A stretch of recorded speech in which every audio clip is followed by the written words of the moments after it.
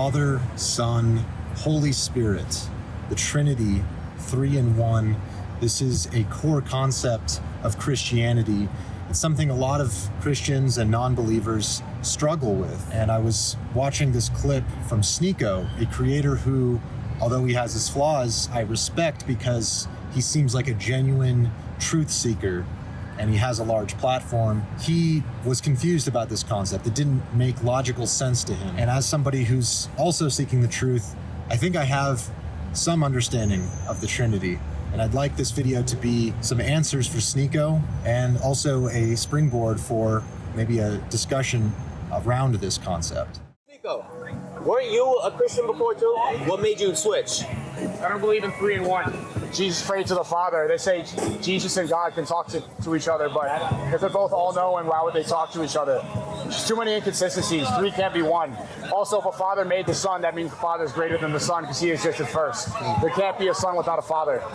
So, all that, I'm like, there's no explanation for the Trinity that makes any logical sense. Before we get to Christian Trinity, let's talk about the triangle, the basic building block for every other form of geometry, for all forms of architecture in the physical realm. Nikola Tesla famously said, the keys to understanding the universe are contained within 3, 6, and 9. And he understood that as energy, frequency, and vibration. Christianity, the Trinity is Father, Son, Holy Spirit. And in Eastern philosophies and more internal ways of thinking, you can understand that as body, mind, and soul. I don't think it's a coincidence that there's always these 3 points of conjoinment which contain all of existence, all of being. And when you understand the cross, it's not just the way that Jesus died, it's not just the pole that Jesus died on, it's a focal point of reality, it's a symbol. In Armenian Christianity, the cross is often depicted with a spiral, the flower that spirals outward. The symbol for infinity is often on the crosses we have here. And that's where we are now. We're in Yerevan, Armenia, in front of this beautiful church. On the cross, there is a base, which you can think of as the source, that the thing that everything is attached to, the one.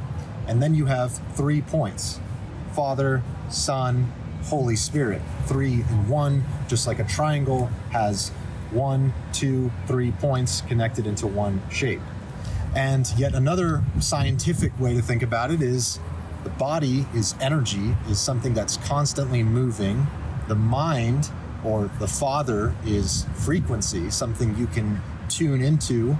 And the soul, or the spirit, is vibration, a force that connects everything. So how can God be Jesus? How can the Father be the Son and the Spirit? Mark 1 verse 10 is perhaps the moment where the Trinity is embodied in Jesus. It is during Jesus' baptism, and it says, just as Jesus was coming out of the water, he saw heaven being tore open and the Spirit descending on him like a dove, and a voice from heaven, "You are my Son, whom I love. With you I am well pleased." And so if you think about Jesus as the body, as the man, the experience as the Spirit, the experience of the water, of seeing heaven being tore open, and God, the Father, as the voice, as the concept, as the understanding, as the mind understanding this, what this experience means, then all 3 of those are embodied right there in Jesus in this verse. In order for Jesus to be fully God and fully man, he had to experience all the things that we do, not just the love and the forgiveness, but the pain and the suffering and the self-doubt. And so that's why he cried out while he was on the cross, "Father, why have you forsaken me?" Because even Jesus had a moment of self-doubt. But by carrying on with his act of sacrifice, of ultimate love, to sacrifice his perfect body for the sake of all of us, he transcended the body, he transcended man, he became fully God, he became fully Spirit. And that's something I think we can experience in moments. I mean, to start with, our existence, our very being here, by all scientific mathematical probabilities, ought not to exist. There is no probabilistic reason that any of this should be as it is, and yet we're here. That in itself is a miracle.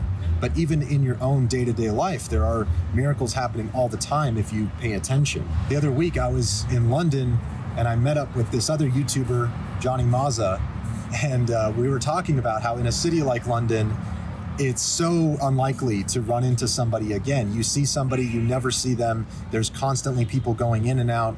We were by one of the busiest train stations having that conversation. And as we were, somebody approached us and greeted him. It was his old childhood friend, and they reconnected right there at the busiest part of one of the most populous cities in the world, as if to disprove exactly what we were talking about, that even in this chaotic, crazy world, you can actually have moments of serendipity, of connection. That's a small example, but Glink later talks about it as the holy moment.